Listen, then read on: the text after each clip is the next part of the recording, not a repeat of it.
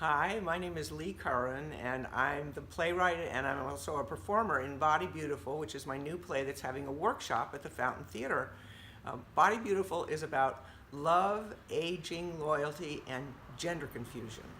And I wrote it because I'm really interested in how love changes as we age, and I'm also interested in the evolution of hatred, how we move from hatred to a more accepting way of being.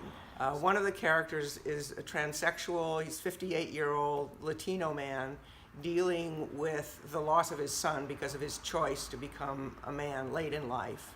It also deals with who we fall in love with and why, and a very unexpected love relationship that he gets into that confuses him, it confuses the person who falls in love with him, and it confuses the person who's in love with the person who falls in love with him.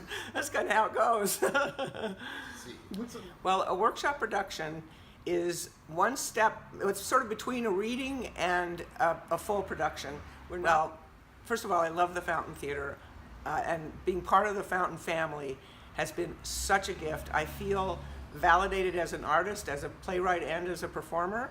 I feel in a kinship with the people who run the Fountain Theater and also with the work that I see here. So I'm just very grateful to call it my home.